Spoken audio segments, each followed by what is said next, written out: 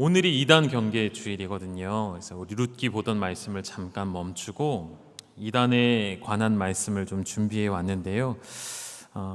정확히 말하면 이단에 관한 말씀이라기보다는 우리 안에 어떤 진리의 말씀으로 무장되어야 하는가, 이 부분을 우리가 좀 확인하고자 합니다.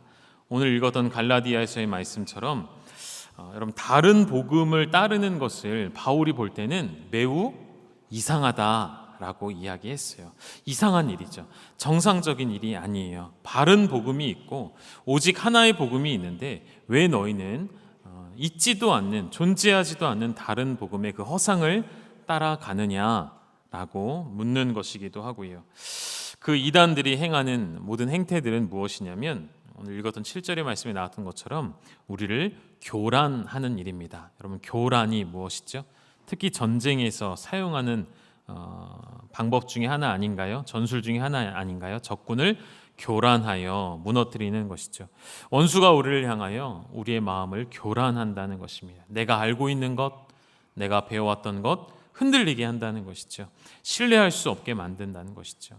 그래서 저는 여러분에게 오늘 심지가 견고한 하나님의 백성 되시기를 주님의 이름으로 축원합니다. 말씀을 바르게 아는 것, 그리고 아는 것에서 그치지 않고 그 말씀대로 살아내는 자들이 교란당하지 않고 진리의 말씀을 붙잡을 수 있게 되실 것입니다. 지난 주일 오후 예배 마치고 목자 모임 때에 제가 우리 지자올림 필독서 중에 평신도를 깨운다라는 책이 있거든요. 그 책에 처음 다뤄주는 주제인 삼허에 대해서 목사분들과 좀 말씀을 나누었었습니다. 삼허라는 것은 이제 이렇게 세 가지예요. 허수, 허세, 허상입니다. 이런 이야기입니다. 우리나라가 60년대, 70년대, 80년대를 거쳐오면서 급속도로 빠른 성장을 해왔죠. 많은 국가들이, 많은 다른 시선들이 볼 때에 정말 놀라울 만한 업적이었고 역사였습니다. 지금도 동남아의 수많은 국가들은 우리나라를 동경하고 한국처럼 되기를 바라는 마음들이 많이 있는 것을 듣기도 합니다. 그런데 문제는 그렇게 빠른 성장 가운데 여러분, 탑으로 생각해 볼까요? 빨리 세우면 어떤 일이 일어날까요? 부실공사가 되겠죠. 그래서 여러 가지 병폐들이 이 사회 가운데 나타나기 시작했던 것이죠. 과거에도 있었지만 점점 더 고착화되어가는 수많은 부정부패와 비리들과 많은 문제들이 사회에 만연해 있었던 것입니다. 그런데 더 큰 문제는 여러분, 사회 전반에 걸쳐 이런 문제가 사회에만 있는 것이 아니라 이 나라의 경제 발전과 함께 찾아왔던 교회의 부흥에도 그러한 거품과 헛된 것들이 끼기 시작했다는 것이죠. 그래서 교회 안에 나타난 허수, 허세, 그리고 허상이 무엇인지를 먼저 좀 우리가 살펴볼 필요가 있겠는데요. 허수라는 것은 무엇이죠? 실제로 존재하지 않는 숫자를 말하는 것이죠. 그동안 한국교회가 숫자에 관대해 왔습니다. 성도의 숫자를 부풀려서 말하기를 즐거워했고요. 우리 교단의 교회 숫자를 자랑하기에 급급했고요. 이 땅의 그리스도인들이 몇 명이냐가 굉장히 중요한 지표였다라고 생각해 왔던 것이죠. 그런데 그런 모든 허수들이 점차 빠지기 시작했고 이제 지금은 거의 다 빠진 상태인 것 같습니다. 그래서 한동안 몇 년 동안 이런 뉴스가 많이 나왔어요. 한국교회 그리스도인들의 숫자가 급락했다. 사실 저는 그렇게 보고 싶진 않고요. 급락한 게 아니고요. 그동안에는 허수였던 것이죠. 가짜 숫자들이 교회를 가득 채우고 있었던 것이죠. 여러분, 다른 교회, 그러니까 주변에 다른 교회를 섬기시는 믿음의 동역자들이 있으실 것이라 생각이 되는데 혹시 그런 질문들을 받으시는지 모르겠어요. 혹시 그리고 여러분도 그분들이 이런 질문 하지 않습니까? 집사님 교회는 몇 명이나 출석해요? 혹은 우리에게도 물어보는 거죠. 열방교회는 몇 명이나 모이세요? 이런 질문 혹시 안 들어보셨습니까? 저는 엄청 많이 듣습니다. 그 질문에 엄청 많이 대답을 해야 되는 위치에 있다 보니까 요즘에 제가 한번 말씀드린 적이 있었어요. 저희 교육자들은 이제 교구마다 목장마다 이제 또 장기 결석자가 생길 수도 있기 때문에 출결 파악을 해서 통계치를 가지고 있는데 그 숫자를 저한테 이제 보고하지 말라고 한 지가 꽤 됐습니다. 그래서 저는 진짜로 지금 우리 교회가 몇 명이 예배드리는지 잘 몰라요. 그래서 여러분도 누가 물어보시면 뭐라고 대답하셔야 돼요? 잘 몰라요. 알 필요 없어요. 라고 앞으로는 대답하셨으면 좋겠어요. 이게 그냥 농담으로 하는 이야기가 아니라 정말로 그렇습니다. 왜냐하면 자꾸만 우리가 숫자라는 것에 집착하기 시작하면요, 교회의 목적을 어디다 두냐면 얼마나 모이는가, 수적인 부흥, 양적인 부흥의 목적을 두게 되기 때문이에요. 그리고 그런 유혹에 가장 노출이 많이 되는 사람이 저와 교회 리더십들, 우리 장로님들이시기 때문에 우리가 이제 숫자에 연연하지 아니하고 정말 중요한 것에 더 집중하는 교회가 되었으면 좋겠습니다. 얼마 전에 실제로 노예 모임에서 이제 요즘에 얼마나 열방교회 예배 드리냐고 물어보시는 분이 계셔서 제가 진짜 솔직하게 잘 몰라요라고 했다가 욕 먹었어요. 담임 목사가 그게 말이 되느냐? 진짜인데 안 믿어주시더라고요. 또 하나, 두 번째, 여러분, 허세라는 것은 이런 뜻입니다. 이 땅에 그리스도인들의 숫자가 적지 않죠. 많습니다.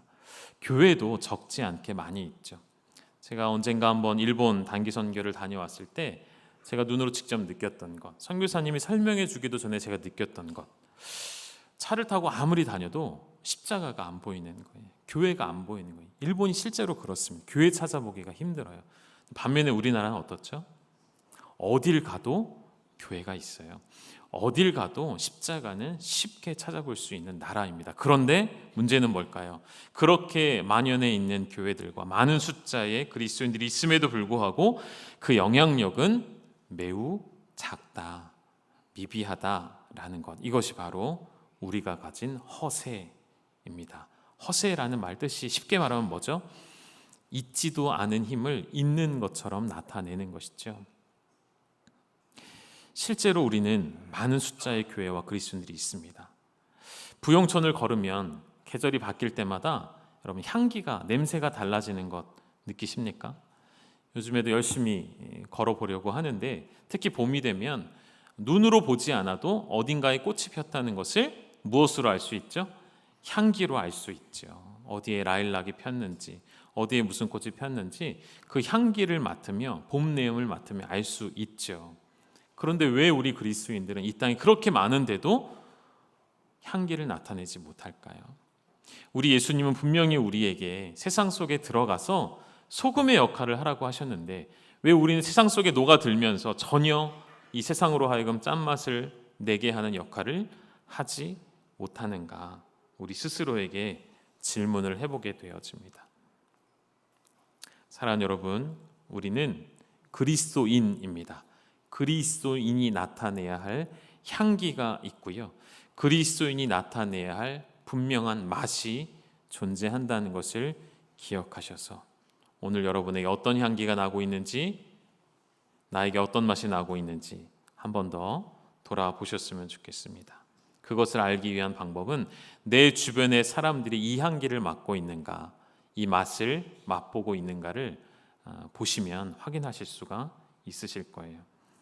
허상이라는 것은 실제로 존재하지 않는다는 것을 말하죠. 이런 것입니다. 이론과 실제 사이에서 이론에 머물러 있는 것, 신앙과 삶에 일치되지 않는 것, 이것이 바로 허상인 것이죠. 여러분, 교회당 안에서만, 이 예배당 안에서만 주일 하루만 예배자가 되는 것, 이것을 우리는 종교인이라고 말할 수가 있겠습니다. 종교 행위를 통해 스스로 만족하는 거예요. 하나님을 기쁘시게 하는 예배 생활이 아니라 내가 만족하는 거예요. 오늘 찬양대의 찬양이 잘 됐다. 지휘자님 만족 되시죠? 거기서 멈출 수 없다는 것이죠. 우리 찬양대원들 오늘 잘했다. 내 파트 틀리지 않고 잘 해냈다가 아니죠. 그렇죠? 이것을 통해 하나님을 더 깊이 바라볼 수 있는 것. 설교자도 마찬가지죠.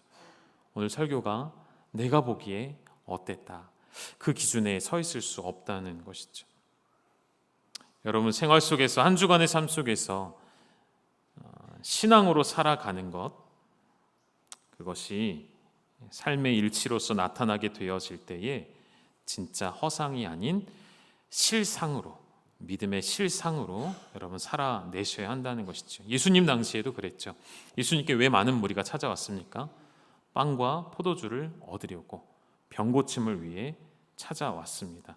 그러한 사람들을 향하여 성경은 제자라 말하지 않았고 그저 무리들이라고 표현합니다. 예수님을 따르는 무리들은 너무 많이 있었습니다. 그러나 끝까지 주님을 따르는 제자는, 그러한 예수님을 따르는 삶을 살아내는 사람들은 매우 적었다라는 것을 우리는 생각해 볼 필요가 있겠습니다. 이런 헛된 것들로 가득 차 있는 세상에 교회의 위기가 찾아오죠. 심각한 도전들이 찾아왔죠. 어떤 위기일까요? 여러분 한번 맞춰보시겠습니까?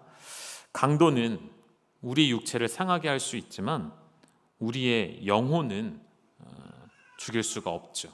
그러나 이것은 우리의 육체도 영혼도 사망에 이르게 하는 일이고요. 또 하나 예를 들어 본다면 도둑은 우리의 재물과 재산을 훔쳐갈 수 있지만 우리의 영혼은 도적질해 갈 수 없지만 이것은 우리의 물질과 시간과 영혼까지도 도적질해 가는 것입니다. 무엇일까요? 바로 이단이라는 것입니다. 예수님께서 말씀하신 것처럼 거짓 선지자들과 적그리스도들과 예수님을 표방하면서 양의 탈을 쓰고 오지만 속에는 이리 늑대가 들어있는 거짓 예언자들, 그리고 이단들을 우리가 주시할 필요가 있겠습니다. 여러분 우후죽순이라는 말이 있죠. 저는 이것을 이단의 성장세에 빗대어 표현하고 싶어요. 정말 이단들이 우후죽순처럼 성장해가고 뻗쳐가고 있습니다. 셀 수 없이 많은 이단들이 우리나라에도 존재하고요. 심지어 이런 오명까지 우리나라가 쓰고 있다는 거 여러분 아십니까? 우리나라가 이제 많은 물건들을 만들어서 반도체 등 많은 것들을 수출하잖아요. 이단도 수출하는 나라로 알려져 있다는 것 아십니까? 우리나라에서 만들어진 이단들이 전 세계에 뻗쳐서 그 세력을 점점 부풀리고 있습니다. 한국 사람들 참 대단하죠. 참 똑똑하죠. 어떻게 하면 사람들이 굴복할지, 어떻게 하면 맹목적으로 따르게 만드는지 그것을 너무 잘 알고 있는 것 같습니다. 우리가 속해 있는 총회 합동 측 우리 교단에서는 이단을 규정하는 일에 있어서 명확한 기준을 갖고 있는데요. 오늘 그것을 좀 중점적으로 좀 몇 가지 다룰 건데요. 조금 지루하실 수도 있습니다. 그래도 필요한 부분이고 여러분 명확하게 아셔야 될 부분이니까 좀 짚고 넘어가실까요? 크게는 3가지이고요. 작게는 12가지인데요. 크게 3가지를 먼저 보시면 첫 번째, 우리는 무조건 누가 뭐라 하여도 성경이죠. 하나님의 말씀. 이단을 규정할 때에는 한 개인의 판단만을 가지고 이단으로 규정하지는 않습니다. 그러니까 제가 볼 때에 저 사람 이단이다 라고 판단할 수 없다는 것이죠. 한 사람의 개인적인 판단이나 신학적 견해로 이단을 규정하지는 않고요. 언제나 성경의 가르침을 기준으로 삼고 거기서 얼마나 멀리 떨어져 있는가, 얼마나 성경을 왜곡하는가로 이단을 규정한다는 것이죠. 두 번째, 그 성경을 풀어내어 정립해 놓은 교리와 신학을 기준으로 삼습니다. 이단과 사이비는 본질적으로 교회가 가지고 있는 전통적인 교리들의 약점을 파고들어서 우리가 믿고 있는, 우리가 신뢰하고 있는 교리들을 흔드는 것으로부터 그들의 활동을 시작하죠. 예정론의 약점을 파고 들어와서 그 교리를 흔들어 대는 것이죠. 우리가 믿음으로 고백하는 것들을 흔들어서 우리를 미혹해 하는 것이죠. 예를 들면 여러분, 우리가 매 예배 시간마다 믿음을 고백하는 신앙 고백에 공통된 문구가 있습니다. 무엇이죠? 우리가 늘 사도신경을 고백하잖아요. 이런 이야기 들어보셨는지 모르겠습니다. 성경에 없는 사도신경을 왜 공예배 시간에 고백하는가? 이런 이야기 들어보신 적 있습니까? 그렇게 주장하는 분들이 혹시 주변에 계시다면 가까이 하지 마십시오. 이단이거나 이단에 가까워진 사람일 수 있습니다. 여러분, 사도신경 안에 기록되어 있는 모든 고백들은요, 성경에 그대로 인쇄되어 있는 것은 아니지만, 성경에 그대로 기록되어 있는 것은 아니지만, 성경에 있는 모든 내용들을 집약해서 우리의 바른 믿음의 신앙의 고백을 할 수 있게 만들어준 우리의 믿음을 위한 좋은 사도신경인 것이죠. 뿐만 아니라 웨스트민스터 신앙고백서, 하이델베르크 신앙문답서와 같은 이러한 내용들이 우리는 이단을 규정하는 근거로서 삼을 수 있는 신앙고백서들이라는 것이죠. 그래서 이런 것들을 여러분 꾸준히 배우시고 알아갈 필요가 있다는 것입니다. 세 번째는 우리가 가지고 있는 기독교의 근본 원리가 있습니다. 이것을 이제 12가지로 말씀드릴 건데요. 짧게 말씀드릴 거예요. 여러분 주보에 보시면 6면에 목장 공과 순서지가 들어가 있잖아요. 거기에 오늘은 2번의 질문과 공란이 꽤나 크게 비어져 있습니다. 왜 그렇게 해놨을까요? 네, 그냥 듣지만 마시고 좀 적으셨으면 하는 마음으로 이렇게 좀 해놨습니다. 목장에서도 한 번 더 다루실 거고요. 여러분 잘 한번 들어보시겠습니까? 첫 번째, 우리가 가지고 있는 기독교의 근본 원리, 근본 진리입니다. 성경에 관하여, 성경관에 대하여 우리는 어떻게 봐야 할까요? 우리가 가지고 있는 성경은 정확무오한 하나님의 말씀임을 우리는 믿습니다. 이에 대한 많은 도전들이 역사 가운데 계속 있어 왔습니다. 그러나 우리는 그 모든 도전들을 물리치고 그 도전들을 방어하고 오직 유일하며 완벽하며 정확하며 무오한 하나님의 말씀으로 여기는 성경임을 우리는 확인하셔야 합니다. 여기서 벗어나면 이미 이단이신 거예요. 우리는 하나님의 말씀으로서 그 성경이 우리의 삶의 규범이 되고 원리와 원칙이 된다는 것을 믿는 공동체입니다. 그래서 우리의 신앙의 근거는 그 어떠한 수많은 개인적 체험들과 어떤 특별한 누군가의 예언을 듣고 거기에 의지하는 것이 아니고요. 그럴 수 없고요. 개인적인 체험이나 다른 일들에 의지할 수 없고 오직 하나님의 말씀에만 근거를 두는 것이 우리의 바른 성경관이 되는 것입니다. 두 번째, 하나님의 계시에 대하여입니다. 하나님의 계시하심은 자연 계시와 특별 계시로 구분을 하죠. 그리고 특별히 이 특별 계시라는 것은 예수 그리스도, 하나님의 아들 되신 예수 그리스도를 통해 우리에게 구원의 은혜를 베푸신 역사적 사건임을 믿는 것. 이 정도로만 설명을 드릴 거고요. 세 번째, 하나님에 대하여. 여러분 하나님이 어떤 분이시라고 생각하십니까? 어떻게 믿으십니까? 우리는 하나님이 성부와 성자와 성령 삼위일체 하나님이심을 믿습니다. 삼위일체를 거부하는 곳은 이단으로 우리는 규정을 한다는 것이죠. 하나님은 그 본체와 능력과 영원하심이 분별하시고 동등하신 삼위일체 하나님이십니다. 동시에 우리의 모든 인류의 역사의 주권자가 되시고 섭리 통치자가 되시며 창조주이시며 구원자이시며 그리고 심판의 주이심을 우리는 믿는 것이죠.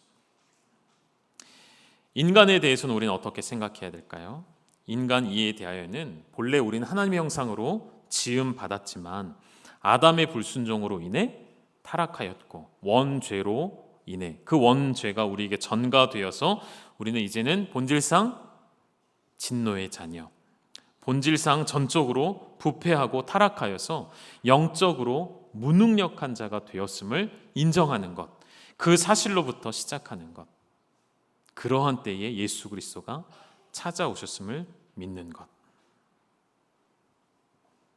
하나님의 은혜로 하나님의 형상을 회복하게 되었지만 거룩게 그 하나님의 거룩하심에 참여하게 되었지만 아직은 완전하지 않은 상태라는 것, 그 완전함을 향하여 걸어가고 있는 우리의 인생임을 믿는 것. 다섯 번째, 예수 그리스도에 대하여. 예수님은 신성과 인성을 다 가지신 분이시죠. 이 땅에 인간으로 오셨을 때 예수님은 완전한 인간이셨습니다. 그러면서도 동시에 우리 예수님은 완전한 하나님이시죠. 늘 말씀드리는 거죠. 여러분 늘 배우시는 거예요. 예수님께는 신성과 인성이 있습니다. 각각 몇 프로씩 있을까요? 각각 100%라는 것이죠. 여러분 무슨 말인지 이해가 되시죠? 초대교회 영주주의자들은 예수님의 인성을 인정하지 않았습니다. 사람이 아니라고 단정 지은 것이죠. 왜죠? 영주주의자들은 육체적인 것, 육적인 것은 더러운 것으로, 죄로 보았기 때문에.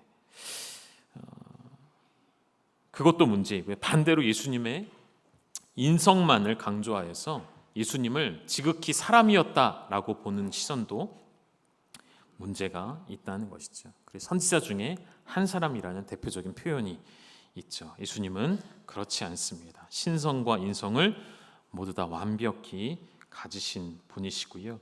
또 한 가지, 그 원죄를 전가받지 않기 위하여서 우리 예수님은 동정녀 탄생으로 이 땅에 오셨다는 것을 우리는 기억할 필요가 있겠습니다. 여섯 번째, 예수님의 부활에 대하여서입니다. 우린 예수님의 육체적 부활을 믿습니다. 여러분 믿으십니까? 안 보고도 여러분 믿으십니까? 못 보셨잖아요. 그런데 믿으시는 거죠. 예수님 부활을 보셨습니까? 못 보았음에도 믿는 자들에게 복이 있다, 우리 주님은 말씀하십니다. 고린도전서 15장은 예수 그리스도의 육체의 부활을 증거합니다. 부활장이라 말하는 그 말씀들을 통해 우리는 예수님의 부활뿐만 아니라 우리의 부활도 믿는 것이죠. 우리의 육체적 부활도 믿는 것이죠. 일곱 번째, 예수 그리스도의 유일성입니다. 예수 그리스도는 하나님이 약속하신 유일한 구원자 되신다는 것이죠. 그 예수님 외에, 그의 이름 외에는 다른 구원받을 만한 이름을 주신 적이 없다 하셨지요. 여덟 번째, 예수 그리스도의 중보하심에 대해서입니다. 오직 우리 주님만이 인간과 하나님 사이의 영원한 중보자가 되시고 속죄 제물이 되셔서 우리를 영단번으로 구원하기에 이르신 것이죠. 예수 그리스도의 그 중보 사역을 우리는 믿는 것이죠. 아홉 번째, 구원에 대하여입니다. 우리의 구원은 오직 하나님의 은혜로 말미암아 우리가 믿음으로 얻게 되어진 것입니다. 믿음이라는 것은 우리의 행위가 아닌 하나님의 은혜 가운데 주어진 은사인 것이죠. 그래서 인간의 어떠한 행위로도 우리는 구원을 얻을 수 없다는 것을 인정하는 것이고요. 열 번째, 교회에 대하여입니다. 이 교회를 우린 지상교회라고 말할 때 이 땅에 존재하는 지상교회, 우리 열방교회도 마찬가지고요. 이 지상교회는 그리스도의 몸을 나타냅니다. 그리고 저와 여러분은 그 몸의 각 지체로서 교회 안에서 교회가 제시하는 복음적인 사역에 우리가 헌신하고 그렇게 봉사하는 의무를 갖고 있는 것이죠. 11번째, 종말에 대하여입니다. 여러분, 종말은 있습니다. 종말은 다가오고 있습니다. 종말과 종말론과 그리고 하나님의 나라 천국에 관하여서는 우리가 분명히 존재 사실을 믿는 것이고요. 지옥이 있음을 우리는 믿는 것이고요. 예수 그리스도께서 재림의 주로 다시 오시고 심판의 주로 다시 오셔서 우리를 심판하실 때까지, 이 땅을 심판하실 때까지 성도들은 신실한 믿음으로 이 땅을 살아가는 것이죠. 이따 조금 더 이야기하고요. 이 부분은 12번째, 마지막입니다. 성도의 신앙과 삶에 대하여서 하나님은 우리에게 언약을 주셨어요. 약속을 하셨죠. 그리고 그 언약과 약속을 지금도 성취해 가고 계십니다. 어디서요? 여러분의 신앙과 삶 속에서 여러분을 통하여 이루어 가고 계십니다. 그래서 우리는 마땅히 그 하나님이 약속하신 바를 신뢰하고 그 일들을 성취하실 때까지 우리는 뭐 해야 될까요? 소망을 가지고 기다리며 인내하는 것입니다. 그리고 주님 주신 명령처럼 하나님을 사랑하고 이웃을 사랑하며 주님 오실 날을 기대하는 것이죠. 이러한 내용들로 좀 정리를 해보았습니다. 그럼 이러한 내용들에서 벗어나거나 부정하는 것들을 우리는 이단이라 규정해 왔던 것입니다.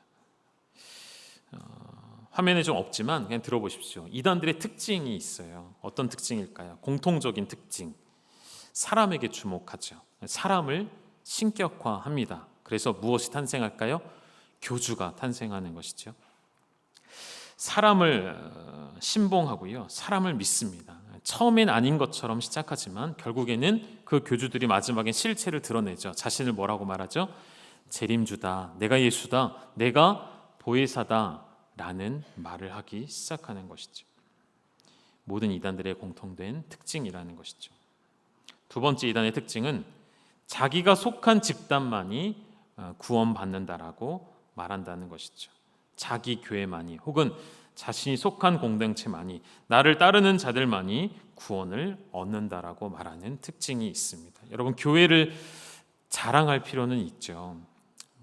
복음의 올바른 사역들을 감당하는 우리 교회를 자랑은 할 필요 있겠습니다. 그러나 우리 교회만이 구원을 받는다고 말하는 것은 이단의 고백이 되는 것이죠.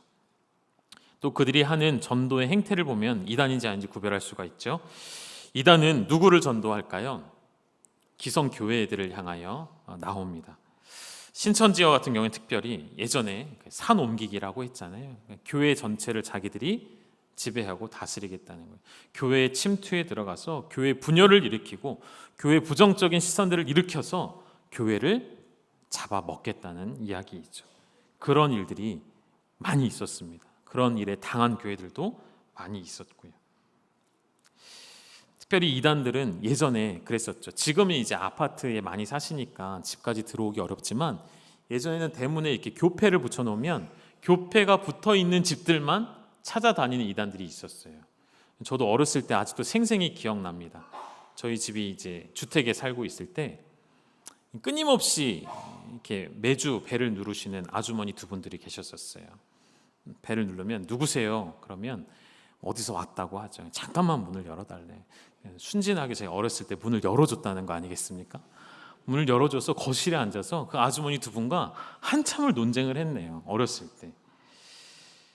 결국에는 이제 나가시라고 하고 마무리를 지었지만 어리석은 행동이었죠. 네 번째, 이단의 특징입니다. 종말에 대해서 지나치게 강조하면서 사람들에게 두려움을 심어주는 것입니다. 여러분, 종말은 우리가 엄격하게 말하면 두려움이 아니라 우리가 기다리는 영광의 날이 되어야 하겠죠. 또한 종말이 언제 있을 것이라 날짜와 시간을 적시하는 것이 바로 이단이 행하는 행동입니다. 분명히 종말은 존재하지만 성경은 그 날에 대해서 정확히 언제인지 결코 알려주지 않습니다. 바른 성경적 종말을 인식한다는 것은 그 마지막 날이 있음을 알고 그 날이 오기까지 최선을 다해 주님 앞에서 부끄럽지 않게 살아가는 것, 그것이 바른 종말론적 신앙이 되어지겠죠. 또 한 가지 있습니다. 우리의 믿음 생활 중에 환상이나 기적을 지나치게 강조하는 것을 조심해야 합니다. 누구든지 환상을 보거나 특별한 기적을 체험하면 그게 싫은 사람이 어디 있을까요? 너무 귀한 일이 되겠죠. 우리도 경험해보고 싶겠죠.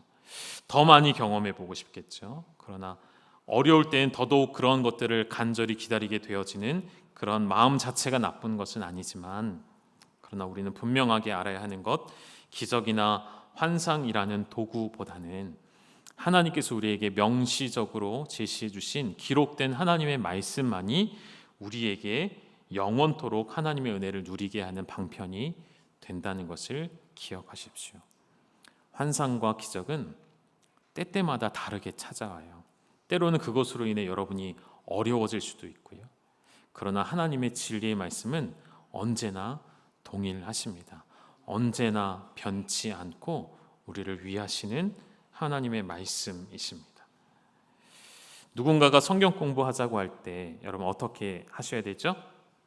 잘 알고 계시죠? 어떻게 하셔야 됩니까? 첫째, 교회 교육자들에게 신고하셔야 합니다. 우리 교회 성도님들 중에도 아무개 집사님, 내가 누구를 만나서 어떤 성경 공부를 하게 됐는데 참 좋더라. 같이 가볼래? 그러면 어떻게 하셔야 된다고요? 일단 가서 현장을 찍어서 아예 가지 마세요. 아예 가지 마시고 알려주시고 그렇게 예방하셔야 합니다. 디모데후서 4장 3절에 이런 말씀이 기록되어 있죠. 우리 같이 한번 읽어볼까요? 시작. 때가 이르르니 사람이 바른 교훈을 받지 아니하며 귀가 가려워서 자기의 사욕을 따를 스승을 많이 두고 때가 이르게 되면, 마지막 때가 점점 가까이 오면 사람들이 바른 교훈 받는 것을 싫어한다라고 말합니다. 듣기 싫다는 거예요. 바른 진리의 말씀은 우리의 본성이 거부한다는 것이죠. 그런데 오히려 하나님의 말씀은 받지 아니하고 무엇을 많이 두냐면 자신의 사욕을 따를 스승을 많이 둔다고 이야기합니다. 그리고 그 앞에 그 원인을 뭐라고 표현하냐면 귀가 가려워서라고 되어 있습니다. 이거 어떻게 해석하는 게 맞을까요? 이렇게 표현하면 정확히 맞을 거예요. 자기 마음에 맞는 이야기만 들으려고 찾아다닌다는 거예요. 내 마음에 동의되는 메시지들만 유튜브를 통해 찾아다니게 되어진다는 것이죠. 귀가 가려워서 결국 무슨 말이죠? 내 사리사욕을 채우기 위해, 내 지적인 만족을 채우기 위해, 혹은 내 영적인 신비로운 체험의 만족을 주기 위해 계속해서 끊임없이 중독된 사람처럼 그것만 찾아다니게 된다는 것이죠. 참 생명이 담긴 복음이 아니라 내 귀를 일시적으로 즐겁게 해주는 것, 내 마음을 일시적으로 쾌락에 놓이게 해주는 것, 내 마음에 기쁨을 주는 것만 듣고 싶어지는 것이죠. 그러할 때에 우리는 거짓된 복음에 현혹될 수 있고요. 수년간 열방교회에서 신앙생활을 해왔는데도 신앙이 자라지 않는 이유가 바로 이러한 데 있을 수 있다는 것이죠. 사랑하는 여러분, 기억하십시오. 예수 그리스도 외에는 다른 복음이 없습니다. 하나님의 말씀, 기록된 성경 외에는 우리가 따를 기준이 없다는 것입니다. 마지막으로 여러분, 이단에 대한 태도를 세 가지로만 정리해 말씀드리고 마칠게요. 첫 번째, 여러분 무조건 멀리 하셔야 됩니다. 어떻게 좀 논쟁을 해볼까? 어떻게 좀 설득해볼까? 아니요, 불가능합니다. 디도서 3장 10절에 이렇게 고백하죠. 이단에 속한 사람은 한두 번 훈계한 후에는 어떻게 하라고요? 멀리하라라고 되어 있습니다. 논쟁할 필요가 없고요. 무서워서 피하는 것이 아니고요. 여러분, 논쟁이나 싸움은 최전방에 서 있는 이단 연구소와 학자들과 목회자들에게 맡기시면 됩니다. 여러분, 진심으로 우리 주변에 있는 친한 사람들이 이단에 빠졌을 때 진심으로 훈계하고 기도해 주십시오. 그래도 돌아서지 않을 때에는 가까이 하지 마십시오. 멀리 하셔야 합니다. 우리도 미혹당할 수 있기 때문이에요. 두 번째, 영접하지 말라라고 말씀드릴게요. 요한이서 1장 10절의 말씀처럼 우리 이 말씀 같이 읽어볼까요? 시작. 누구든지 이 교훈을 가지지 않고 너희에게 나아가거든 그를 집에 들이지도 말고 인사도 하지 말라. 유대 사회 가운데에는 그 당시 사회 분위기가 그랬죠.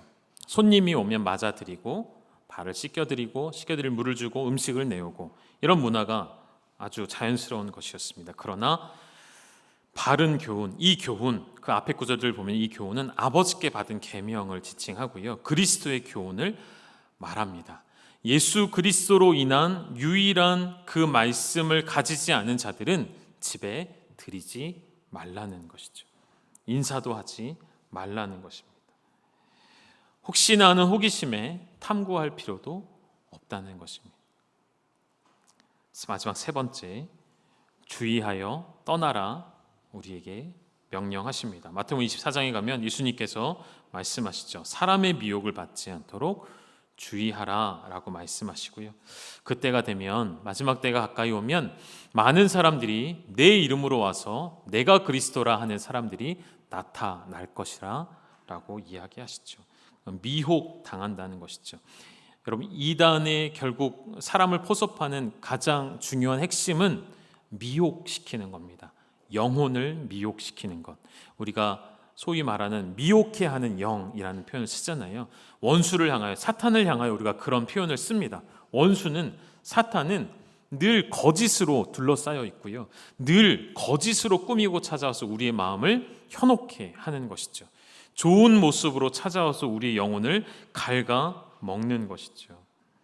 그런 미혹을 당하지 않으려면 어떻게 해야 될까요? 다른 방법이 없어요. 하나님의 말씀을 온전히 알고 그 말씀대로 살아가는 것. 여러분, 그래서 오늘 오후 예배도 여러분 2학기 제자반 사역반 개강이잖아요. 그리고 성경대학도 이제 시작하잖아요. 여러분, 어린이 교리대학도 시작합니다. 아이들이 교리학교를 시작해요. 왜 이런 일들을 할까요? 왜 이런 일들에 참여하는 숫자가 제법 있으신데요. 저는 더 많이 들어오셨으면 좋겠어요. 아직 신청 가능하죠?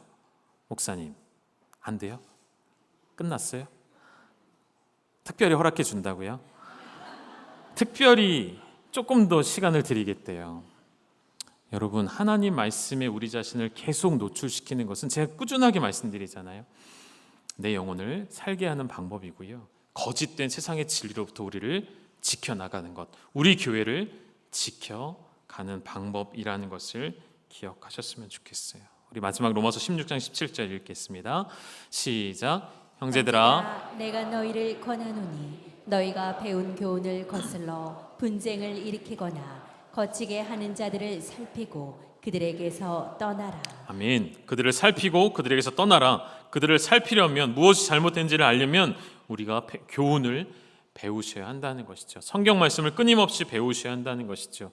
가끔 나이가 좀 이제 많이 있으신 집사님들이 말씀하세요. 목사님, 제가 이제 이 나이에 뭘 공부 더 하겠습니까? 하셔야 한다니까요.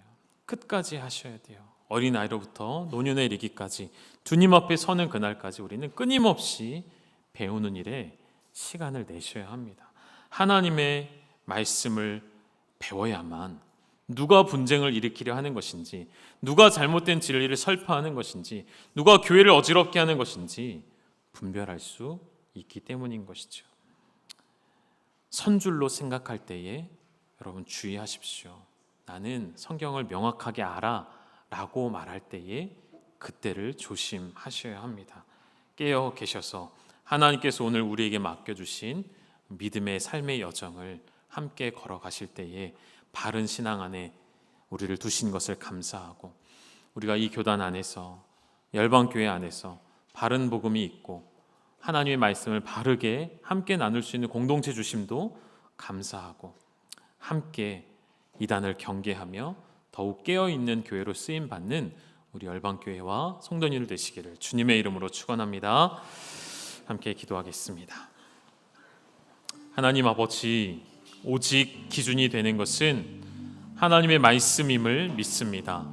그 기록된 말씀만이 우리를 살게 하시오니 그 말씀에 더욱 우리의 마음과 생각을 쏟게 하시고 진리의 말씀을 더욱 깨달아 배워서 분별해내며 하나님의 영광의 삶 가운데 쓰임받는 그러한 도구로 쓰임받는 교회와 성도로 살아내게 하여 주시옵소서.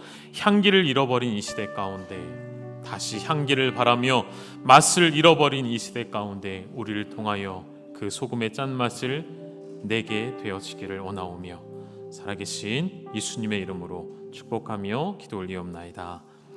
아멘. 이 시간 함께 믿음으로 서리라 라는 찬양 함께 고백하시겠습니다.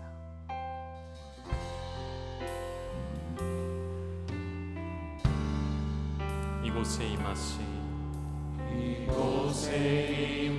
임하신 하나님 나라 가난한 맘으로 바라보리라. 먼저의 나라 그 뜻 구하며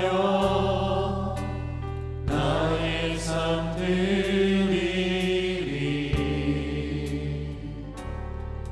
주님이 맡기신 하나님 나라 믿음의 눈으로 바라보리라. 하늘의 뜻이 이 땅 가운데 완성될 그날까지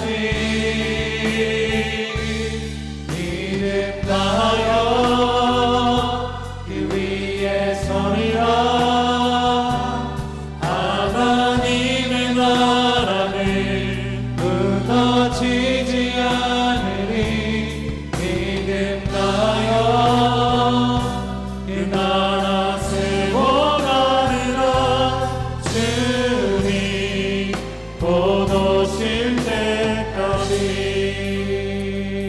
더 찬양할 때에는 여러분 불편하시지만 자리에서 일어나셔서 한 번 더 고백하실까요? 이곳에 임하신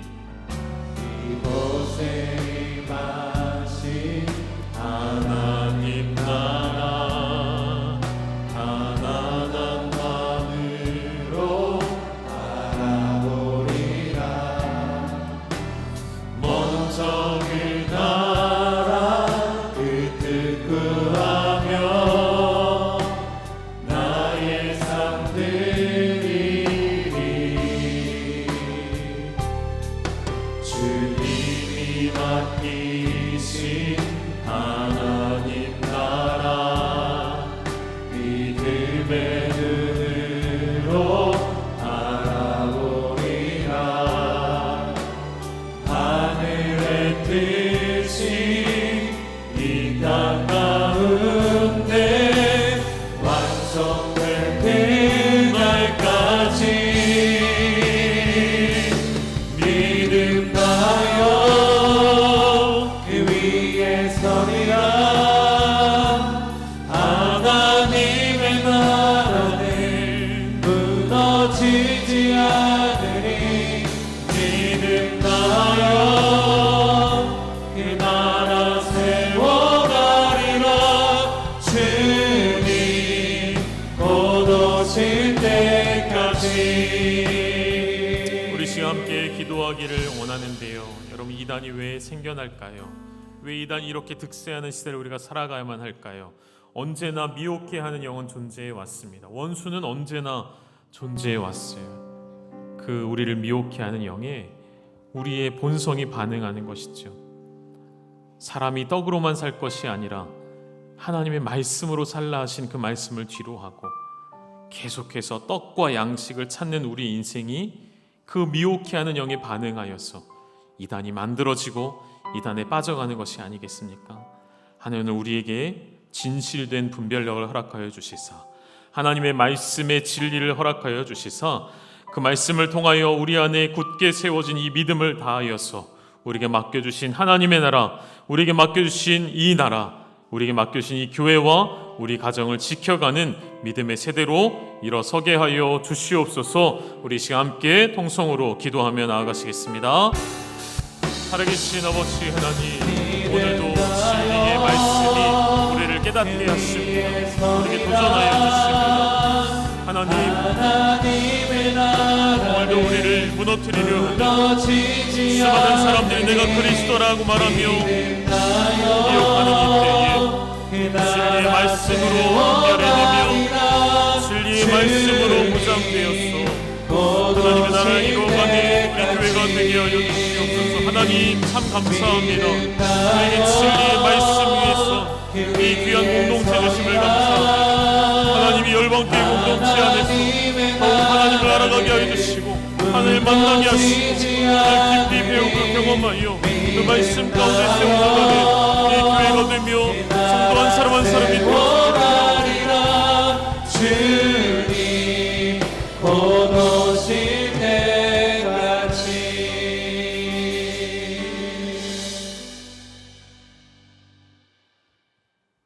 주께서 우리를 통하여 말씀하신 대로 따르기를 소망하며 주의 나라를 이루기를 소망하는 우리 열방의 가족들 위해 다른 복음으로 혼미케 하고 어지럽게 하는 모든 일들을 통하여 흔들림 없이 말씀 안에서 승리를 바라면서 이에 예배한 모든 성도들 위해 하나님의 놀라운 은혜와 축복이 이제로부터 영원토록 함께하여 주시옵소서.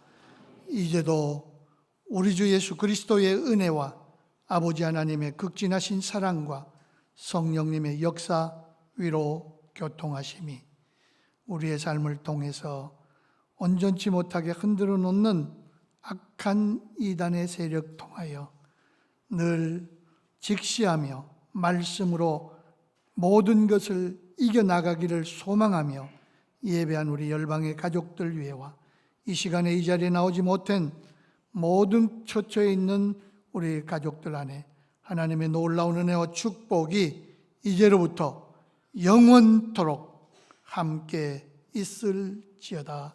아멘.